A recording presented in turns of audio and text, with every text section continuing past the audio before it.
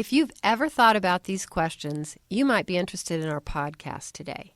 Why do you hardly ever see kids playing outside anymore? Are computers responsible for improving or dumbing down kids' academic and social skills? Is there anything you can do to restore a sense of family connection for children who are obsessed with their technology? Are parents, grandparents, and teachers completely helpless in getting kids to turn off their phones, games, and notepads? Welcome to this edition of Issues in Advocacy. I'm Dr. Jackie Booth, and today we are talking about how the use of phones, tablets, video games, and social media seems to have taken over everyone's attention, especially children's. Our special guests, psychotherapist George Lynn and educator Cynthia Johnson, are the authors of a fascinating new book titled Breaking the Trance, A Practical Guide for Parenting the Screen-Dependent Child. In our conversation today, we are going to focus on a modern parenting dilemma and the author's concrete suggestions on how to develop and maintain healthy families related to technology use. That's a lot to squeeze into our conversation today, but before we get started, welcome George and Cynthia. Could you each take a minute to tell us a bit about your backgrounds? George, why don't you go first? I'm a psychotherapist who works in the Seattle, Washington area, and I've been in the field for about 30 years. I work with children and adults with neuropsychiatric issues such as ADHD and bipolar disorder and autism spectrum disorders, as well as their parents. And I'm also author of 5 books, generally in the area of parenting kids with these issues. Cynthia? I'm a therapeutic tutor who serves families in their homes, and I help students with grades, organization, and I'm a lifelong educator. I was the founding director of the first degree program in the nation for students with intellectual and learning disabilities at Bellevue College in Bellevue, Washington, and I love working with students. Thank you. Now, one of the first things you talk about in your book is the difference between screen-dependent and addicted. George, could you start by describing for us what screen dependence means and how someone might fit in that category? Is it the amount of time spent with technology or screens, as you call them, or something else? How would you explain that to a child or a parent? By screen dependent, we mean a child that is on recreational screen media, and that includes all types of screen media, actually from good old-fashioned television to social media to video games, about 8 hours a day. That's the current average for children in the 10 years of age range. So by screen dependent, we simply mean that a child is spending about that much time, about 8 hours or so a day, and that the child really turns to that activity instead of doing anything else if he or she has free time during the day. So we're looking at that amount of time for kids around middle school, 10, 11, 12 years old. And for adolescents, it goes up 11 hours a day on up, with text messaging happening at the rate of 75 to 100 texts a day. That comes down to more than 3,000 text messages a month. So kids in that range, we would consider dependent. And that's the parents of those kids are the parents we're writing this book for. 8 hours? Is that even possible? Yes, it is. A lot of it takes place at night, Jackie, after parents have gone to bed and think their son or daughter are sleeping. And what we see is typically kids getting up, pumping up with a couple of energy drinks and maybe playing until 3, 4 o'clock in the morning. And then when you look at what they're doing at school, if they're allowed to have devices at school, and they will be pulling these devices out and doing this in class. And it would not be unusual to consider a kid actually is on his device maybe half of any particular class period. So when you add all of that up, along with the big, romp into screen media use when they come home in the evening, 8 hours, easy 8 hours. And it really, in our experience, Cynthia and I here, it's much more than that. But yeah, it's. And for teenagers, it is 11 hours plus a day. Right. So yeah, kids are definitely playing at lunchtime and before school. My students tell me they're playing right after school, before school, playing video games, texting, watching YouTube, using social media like Twitter, Instagram, Facebook, Snapchat. It is constant. I love the title of this book. It sounds almost magical. Cynthia, can you tell me what you mean by breaking the trance? Why do you use this term? And how would you describe the trance of children's screen dependence? The trance that we're talking about is sort of a state of consciousness in which people react automatically. And parents are entranced with the wonders of media themselves. We know that. And it's useful as a babysitter, as well as their belief that to impose limits is some kind of violation of their kids' rights. So sort of examples of the trance are parents' collusion with allowing kids unlimited screen media because it gives them more time for work or other pastimes. And it does seem like recreational screen media is an amazing babysitter for many parents. So the idea is, Jackie, and Cynthia has a great story in the book, the tree story, the tree trance story. The idea is that believing is seen, and parents and kids, as a result of societal pressure, as a result really of the wonder of technology, as a result of the way that this is sort of streamlined and made, is so much in everybody's life these days. They have just come to see this as a perfectly harmless, benevolent, positive, creative force in their kids' lives. And that's how they see it. They don't really see, there are so many in the book, we detail some of the harm that comes from this, but they don't see that. And Cynthia and I, in our encounter with parents, my work as a psychotherapist and hers as a therapeutic tutor, we oftentimes have conversations with parents about this, and we're often struck by how deep, we could call it the denial of recreational screen media dependence goes, as a problem. So again, that's when we're looking at that, we're saying you guys are just like, you're in one place, your belief system goes very deep, and it's kind of stuck them in the way they look at the problem. Why does it seem to be more difficult for parents to be in charge when it comes to screen usage? Is it because they depend on screens for information and entertainment excessively also? Absolutely. And with both parents working in so many parents now, in so many households now, it makes sense that it would be there. It's very hard to pull away from it, to have screen less time. And the kids always, Jackie, as it makes sense to you as an educator, kids always look to their parents for the model, the blueprint. And it doesn't matter what the parents say. If the parents aren't living the values and that they're, espousing, if they're not living the values they're espousing, the children will imitate whatever values they are living and showing in their day-to-day. So if mom and dad come home and they get on their devices, and as a result of perhaps even work pressures, because employers expect people now to work 12 hours a day in a lot of situations, the kids see that and they'll do the exact same thing. So it is the example that parents set, and I think it goes deeper than this too. The parents' values, how they put out what's important. If what's important to parents is communication and contact between people in the family, the kids will absorb this. And we've seen families where the kids just grow up with this being the trance state being, this is the way it is. In this family, we communicate with each other. In this family, we treat each other with respect. In this family, we eat dinner together without a screen media device in sight or in anybody's pocket buzzing. This is who we are. And it's the impact of that kind of, if you'd like, positive trance state that helps kids develop, the way they should be developing. One of the many important topics you cover in the book focuses on the importance of personal identity and the development of that identity for kids.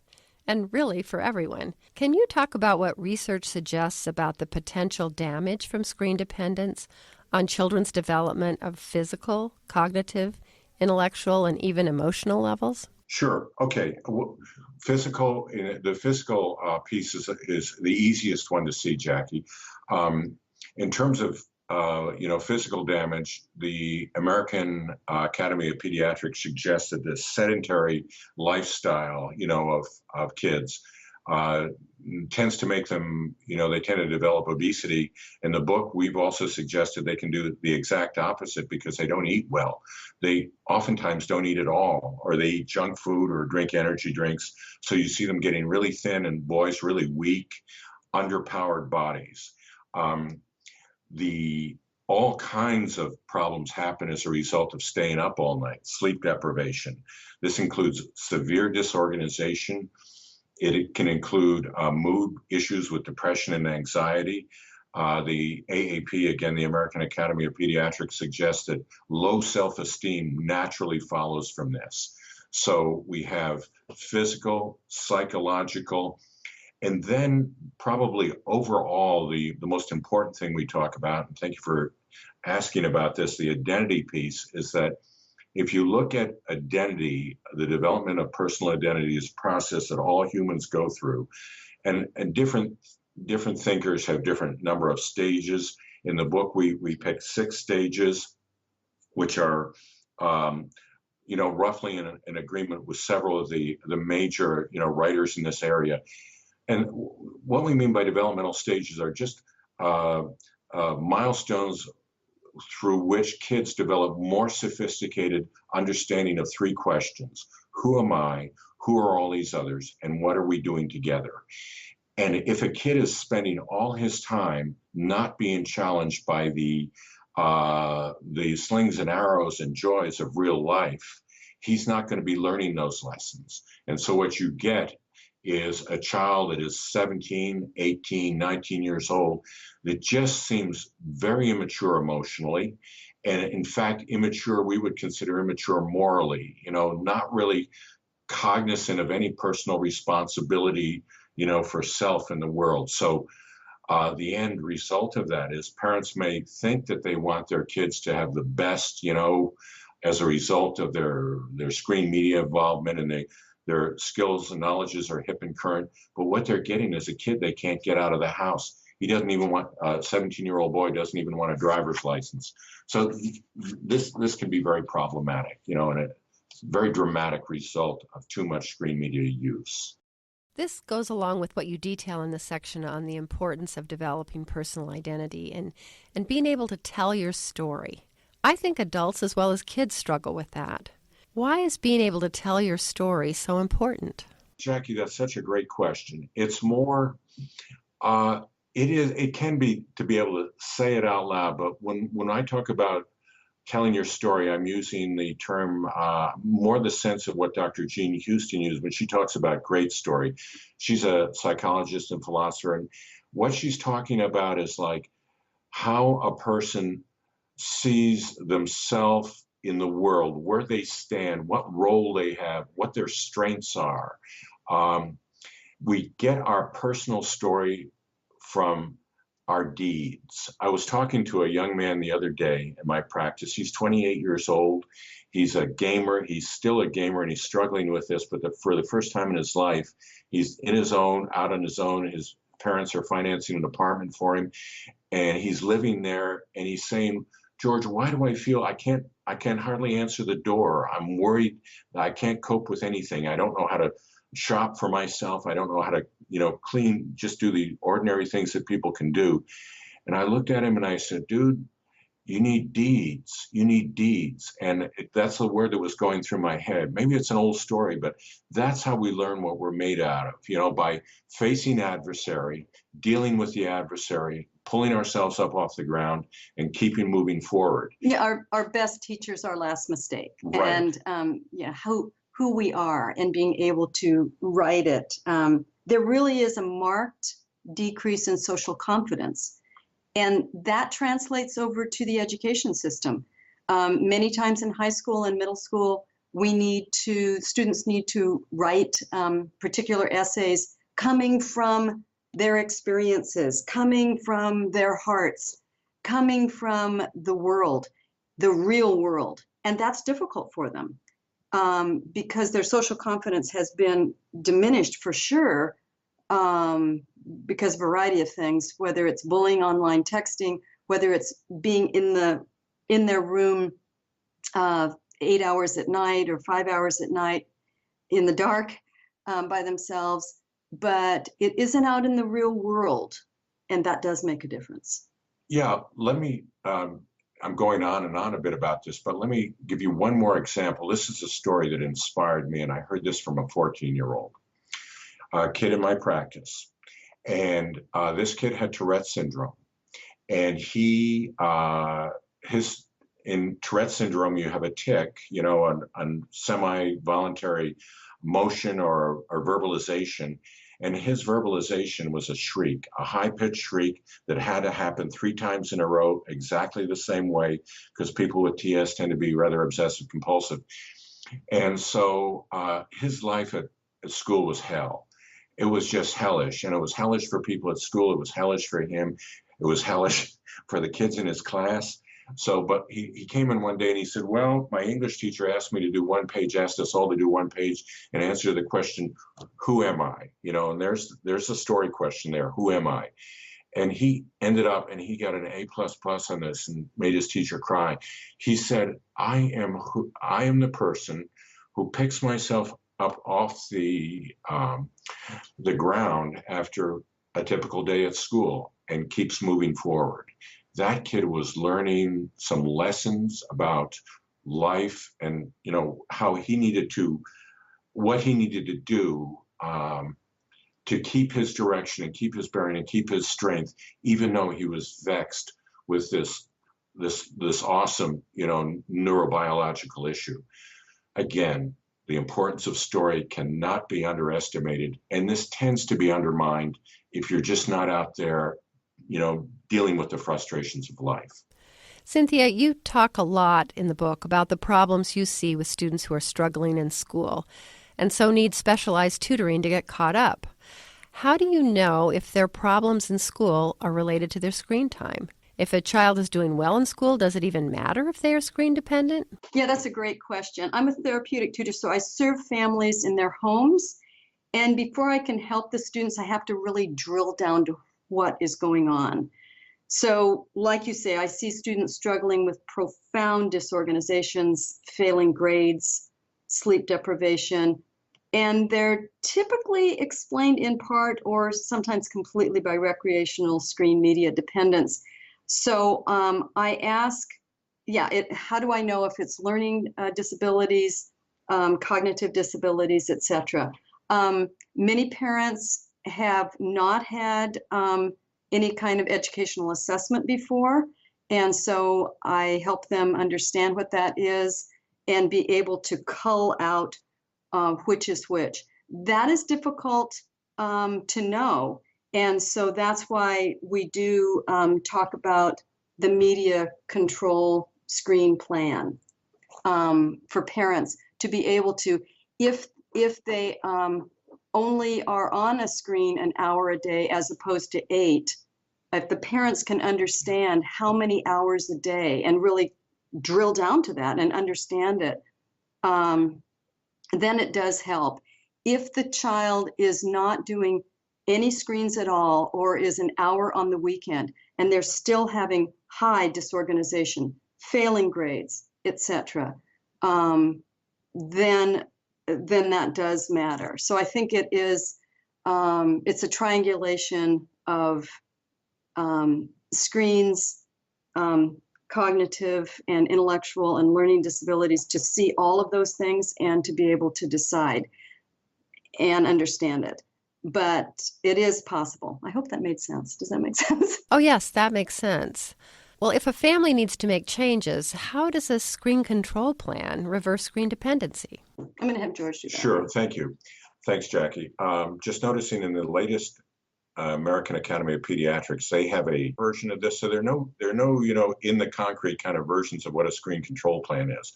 But what a screen control plan is basically is the end result of a darn good conversation in the family around recreational screen media that begins with parents, assessing how much is going on, assessing the quantity of it, and we provide forms in the book for that, assessing the quality of it, and we provide an inventory developed by professionals in the dependence addiction movement for that.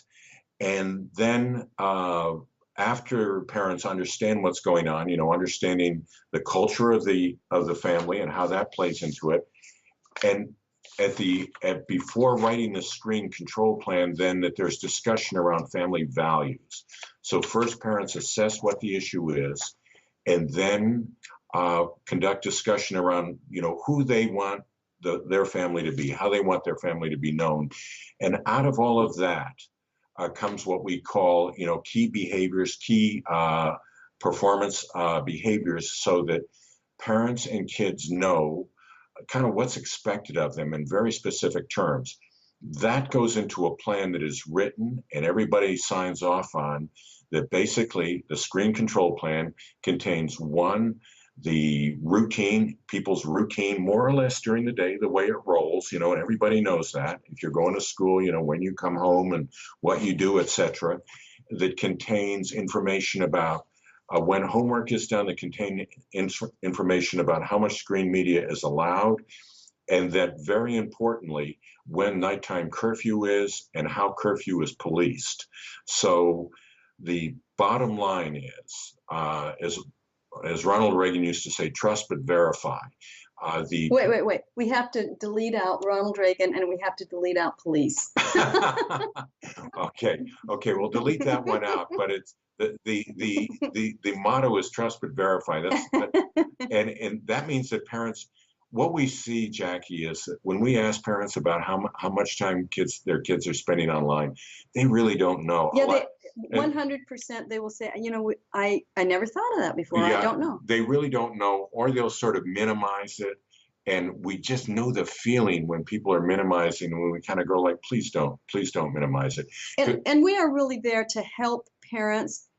Two important things about this book is that we're not writing to demonize technology. Right. It is here to stay. There are extremely very positive things about technology, and we are definitely holding the hands of parents. We are trying to help parents.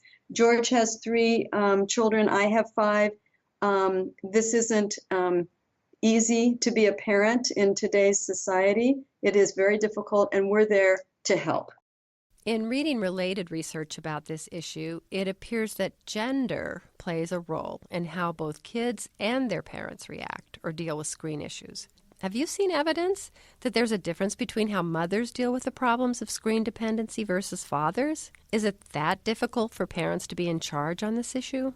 That's a really good question. In a way, I see this over and over again. It does seem like a shift in our society in that kids seem to be in charge at home. That's a bold statement, but I do see it in a lot of ways. It could be, because so many parents, both parents are working. A third of the parents in America are single moms, and they're usually working. So that's difficult. I think it comes down, Jackie, in a way, in my experience as a therapist, to one word, and that's guilt. Yeah. Parents feel guilty. They feel guilty for working too much. They feel guilty for not being home with their kids.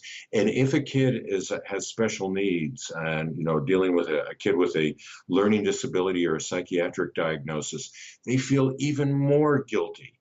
And what guilt seems to do is move parents to try to pull back. They just really want to see their kids having a good time and, feeling good and being excited by something. And so this is a creeping problem. The problem creeps in slowly. It just becomes the way things go. If the child's been on his media since he was 4 or 5 or 3 or something, And just every year he's on his media more and more and more. It's hard to stop it, after it's been going on for, 10 or 12 years or whatever. So this speaks to the importance of early intervention in all of this, but it doesn't mean that parents can't say, okay, we acknowledge our part in this. We're doing this way too much. We are parents saying we are returning to each other, and we're returning to the kids in terms of we want this to be a real, not virtual environment. We want people to be talking to each other in this family. And sort of going on with what you're saying, George, the guilt piece in that I see particularly is part of the trance, in my opinion. Yes. I read this great article the other day about historical look about women and guilt in America. Looking back about a century ago, women were told that they are the reason that everything is going wrong in this family. They are the reason that their kids are, you name it, whatever. So about 100 years ago, so the women were taking on this guilt. And then it sort of evolved and shifted and changed. So people aren't necessarily verbalizing that anymore, but women have taken that on into their very being, that their children's issues, whether it's genetic or behavior or whatever, has to do with them. And women have a tremendous amount of guilt. That is what I'm hearing from many, many clients. Yeah, I think they do. That's one of the reasons that I typically, when I get a new intake in my psychotherapy practice, it's the moms that call. I can't remember a time when a dad has called me and told me, my kid has this problem, or he's depressed, or he's anxious. It's always the moms that call me. And if I sense in the conversation, and 80% or so, Jackie, of my intakes in the last really 3 years have been their recreational screen media is part of the problem. And I'll kind of sense that. And when I say, well, thank you very much, for, after I sort of popped the question about how much time does he spend online, and we're sort of drilling down on that, then I'll ask about the dad. Well, is Jeremy's dad involved in this? And the mom will say, no, that's a bone of contention between the two of us. Actually, he likes to play video games with Jeremy, and that's the way he says he bonds with him. So men and women are kind of separated on this, and maybe it's what Cynthia is saying, that women have taken it on as their fault, and the men are sort of getting a lot of dads who just sort of opting out, But part of it also has to do with the children know that their moms are feeling guilty. I see this on a daily basis, and so the high manipulation can also be part of it. Come on, mom, come on, it's just a couple hours, we're gonna be doing this. I know I'm failing in biology, but it's just for fun, and I don't have any friends except online, that kind of thing. So I see a high manipulation with guilty moms. We've gone on and on, but well, in the book, actually, in the we have a whole chapter on manipulative strategies, and we see 3 such in the population of kids we work with, and there are many variations of this, but people will do what they need to do to get what they want, and these are just patterns that can be reversed, and hopefully we provide ways. That's why we say this is a hopeful book. It's not just about scary stuff. There are ways that this can be reversed.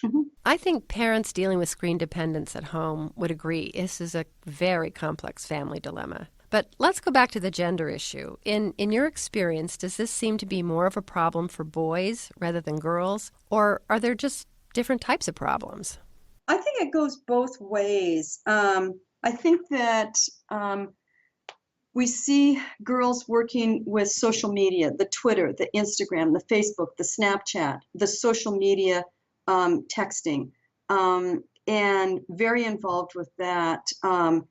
We also see the boys playing the video games, texting for sure. I think it goes both ways. I think that the bullying that can happen because of social media, it can affect the girls much more, but I think it happens to the boys too. Yeah, Jackie, one of the things that we say in the book is the reason it's such a powerful influence in kids' lives is it tends to pace identity development. It paces the human mind's natural need for certain experiences. And I've seen this in my practice. At certain ages, kids need to have certain experiences.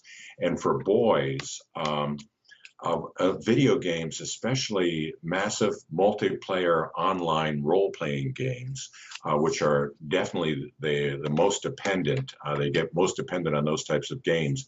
It gives them the we call the masquerade of bonding and meeting challenges with other boys. The quest, and this is a powerful force in a boy's life.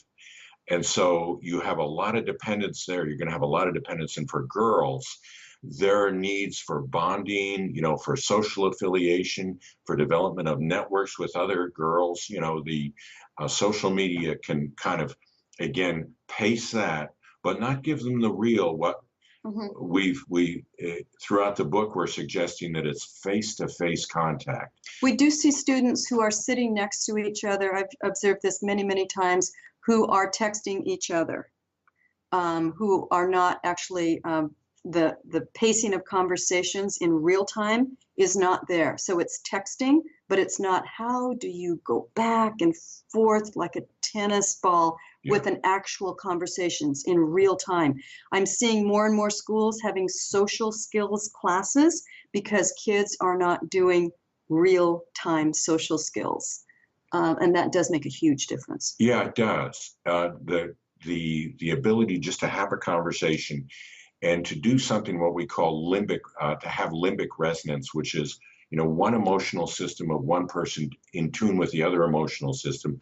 That seems to be a task that's required for the development of identity. And if that's not happening, if people aren't having a lot of face time, as they say, there are going to be problems in terms of overall, intellectual, emotional development. And educational. We see that students are not understanding novels. We're not understanding a play, when characters are talking to each other, or characters in plays or novels, and the students aren't understanding what this means, because that is something that the characters do in real time, and they're not understanding this. It's huge. We talked a little bit about this before, but I want to ask it again. Is it possible to be a good student, even a straight A student, and still be screen dependent?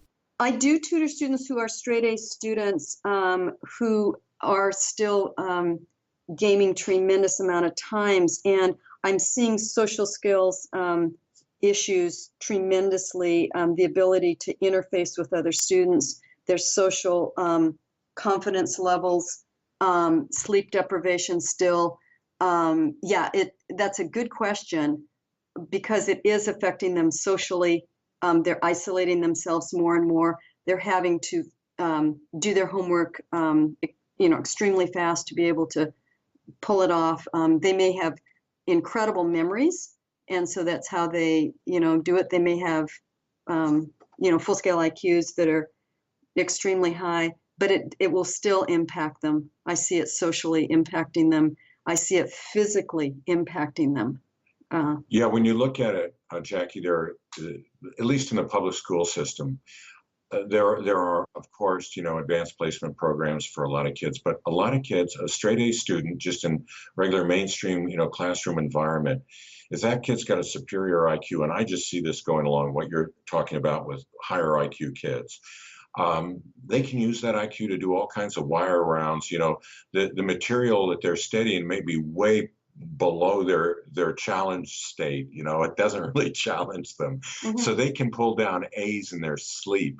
Unfortunately, that's sort of the way we're made. Some of us are born with, huge brain power, and others not so much, but it doesn't really matter in a sense. I totally want to back up what Cynthia is saying here. The academics, whether you're making A's, that's important, and that's part of the pattern. But it's like, what kind of a person are you? How capable are you in a social situation? How capable are you in a group situation or a leadership situation? How capable are you of standing up for yourself, when when challenged in a certain way that you need to be standing up for yourself. Yeah, and I do see straight A students who are OCD, so they're obsessive about having to get straight A's and then having to get to the next level in games and having to do everything perfect. And it's very, very difficult to make a mistake. So I encourage mistake making in real time. Right. It's okay. And if they make a mistake, it is very difficult for them. Emotional outbursts, et cetera, et cetera. So part of living in this world is learning from our mistakes. And so there's, so it is kind of interesting. Can we focus for a few minutes on the role of schools as it relates to this problem? One of the biggest issues educators discuss is the strong link between home life and school, especially as it relates to improving student achievement. Personally, I love this element of the book in your attempt to bring together schools and parents to work together.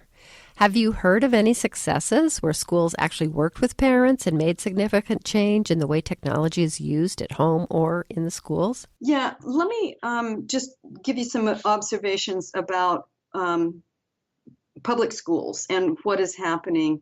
About 70%, the data is 70% of public schools that had a ban on cell phones at schools a decade ago are now lifting that ban. And New York City just lifted it, I believe, within the last 10 days. And another piece of data is I personally think that they should revisit that because we're seeing more and more students who are on their cell phones in class, who are encouraged to be on their cell phones by teachers to look up things. We're seeing more and more online textbooks because it's cheaper. Textbooks are the most expensive book printed. So we're seeing that. And the interface between schools and parents, there is a divide. There is a huge gulf now. It can be between parents and schools. But I think that there are ways to have them hold hands. One of them would be to have the very first week or very first day of school for schools to have a prep day, the first week of school, that they would have an opening rally with the school teachers and leaders, and parents could be there, and that they talk about the actual written planner.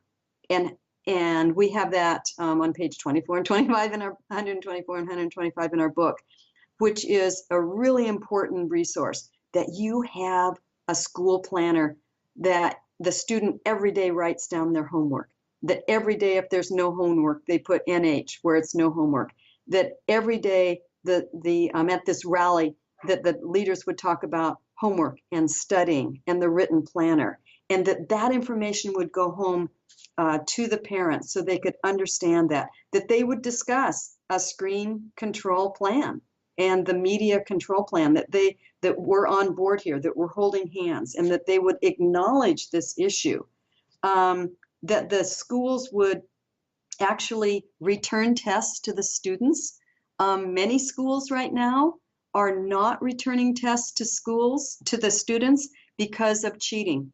Kids will take pictures with their cell phones. And so I am flabbergasted by this. So I interface with the schools and say, wait, how is the student supposed to know the result of the test? Well, the result of the test is online with his grades. Whoa. I would like to see the actual test. And so, well, the student can come after school. Well, what happens if the student doesn't have a ride home after school? I mean, those are the kinds of things that can be worked with parents and teachers and schools. I do see, I'm going on and on, but this is so important.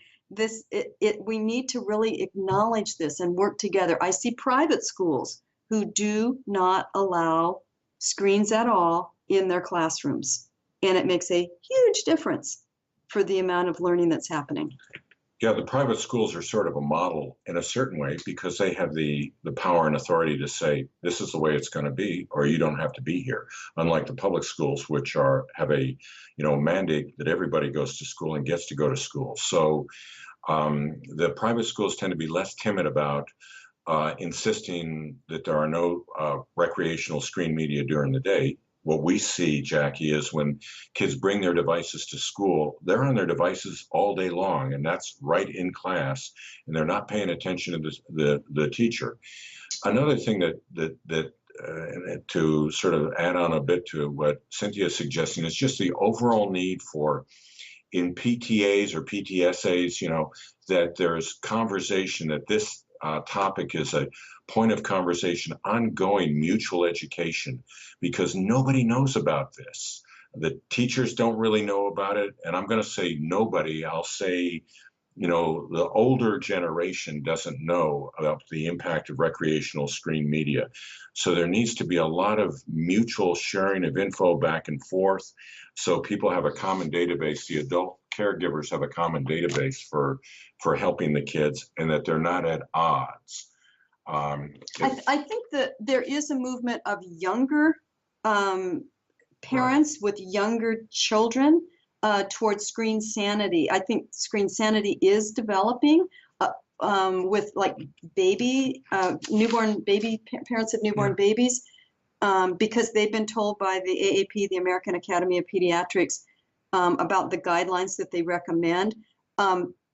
Parents of children who are in middle school and high school haven't been told that so much. I just read the other day that only 27%, I could be wrong, but I think 27% of pediatricians are actually informing parents about these issues. So there's that piece too. There's a great need for information. Information. Yeah, yes. Information. The schools know it. They are very upset. A lot of the new teachers don't know how to have controls in their own classroom. So I think this is something that is critical for students' academic learning. We also know that 30% of freshmen entering college will take remedial classes in the United States. Lots of people who work with children or who are in the field of education think they have material for a book. With all the challenges you each face in your professional work, why was writing this particular book important to you? I respond to it, Jackie, from my own need to know what the heck is going on. When a child comes to me with a psychiatric diagnosis of, let's say, depression, could be depression, anxiety, bipolar disorder, autism spectrum disorder. So the child comes to me with that, or the parent contacts me first. I need to know what the heck is happening. And what I've learned in the last half dozen years or so is that screen media overuse, recreational screen media overuse, and especially staying up all night, more nights than not, can mimic these psychiatric issues. And I'm going to get nowhere if I'm, doing the things that I used to do with kids who had these psychiatric issues, if I'm ignoring this big ongoing, toxic factor in their lives. So I really wrote the book in a lot of ways to reach out to parents to say, hey guys, we need to link up on this. We need to, get out of the comfort zone here, get out of this trance state and say, if you're coming to me and your child is truly depressed, and by all means, let's roll with this, let's work with it. Used to get kids, Jackie, that would come in, kids would come in with a psychiatric issue, tears in their eyes saying, George, you got to help me with this. However, kid talk the way they put it, I've got this bipolar condition sitting on my shoulders. I hate it. Help me have a life, or whatever it is. And I could go into alliance with them and help them. Now, they may tell me things are going on in their life, but I oftentimes am not quite getting the nonverbal reference, and the feeling is like, you're telling me you have bipolar disorder, you're telling me you have a psychosis or whatever it is, but I'm not feeling the suffering in here, because a lot of what's going on is, again, screen media overuse, sleep deprivation, all the deficits that we talk about, the intellectual and cognitive delays that are caused by this. So as a psychotherapist, that's my motivation. Yeah, my motivation was, I was asked over and over again, what's wrong? What's happening with my child? What's happening? And as I began to think about it and I see patterns. And that's kind of who I am in many ways. So I began to see different patterns of students. And I would begin to ask them, what is the favorite thing that you love to do? And without exception, they would talk about some game they were playing or twittering or something, and their eyes and face would light up. It was much different than saying, I'm reading Of Mice and Men. Their face would be different. And I began to think about that. And then I'd say, well, how, like, do you play? How long do you play, or who do you play with? Oh, what I do is I get up in the middle of the night, and my parents don't know about it. And I drink like 3 or 4 Cokes or energy drinks. And then I'm up like all night. And then I sleep in class. And then I come home and sleep. And then I do it again. And my parents don't know. Well, their parents did find out. But I began to think about that. And I thought, well, is this an anomaly, or is this really happening? And over and over and over again, I saw this. Kids missing 57 assignments, 18 assignments, 24 assignments, and not feeling any remorse, not caring, not thinking about this at all. And I just thought, okay, let's see if we can help parents with practical, clear, useful ways. Let's get charts and forms so that we can be clear about this and have suggestions for communication. We have felt guilt as parents. Let's help this generation of parents. Let's help these parents navigate this incredible onslaught of technology, which is here this is here to stay and has incredible benefits to our society. And it has the problems that we're seeing. I hope our conversation today will help all of us understand screen dependence and also encourage parents and educators to work together to find lasting solutions. I'd like to ask you one last question to wrap up our discussion. What's the one thing everyone listening to this can do right now, today, to improve the lives of any screen-dependent children they know? Easy, effective, and immediate things parents could do would be have family time with no phones. Turn them off, maybe dinner together. Yeah. No more than 2 hours of recreational screen times in a day, 2 hours in a day. A strictly enforced bedtime, screen curfew time with screens off an hour before the kids go to bed. I'm kind of going on and on. Well, Cynthia just took my most important thing. And Jackie, this just comes down to it every time for me is sleep deprivation. If everybody knows, like, night follows day, that everything is going to be off in this house. The router, in fact, is going to be dead at 10 o'clock at night or whenever the appointed time is. That's the way it goes. You're going to see amazing turnarounds in this, at least for gaming, actually, and all kinds of social media that happens at night too. So and computers out of the kids' rooms.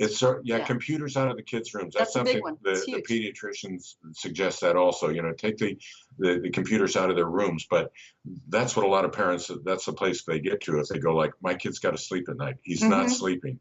His brain isn't working. The human nervous system requires sleep. So that's sort of where I'd start on sort of the negative side of it, what you can do to prevent, active damage. And then on the positive side, it's what Cynthia is saying, like times during the day where there just isn't a cell phone allowed.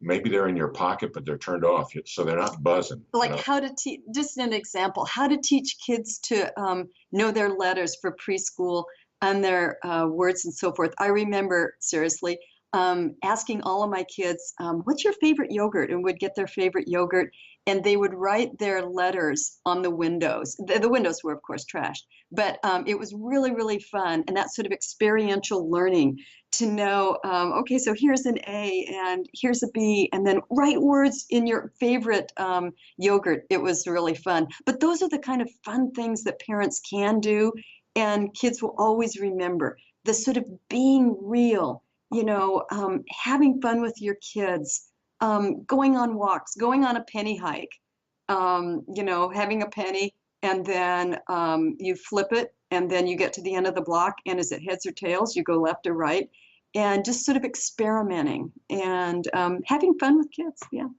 Thank you so much, George and Cynthia, for your time today and for giving us such a practical and important book on a topic that more of us, parents, families, and teachers, need to understand. Again, the book is Breaking the Trance, A Practical Guide for Parenting the Screen-Dependent Child by authors George Lynn and Cynthia Johnson. You can order your copy of the book at your local or online bookstore.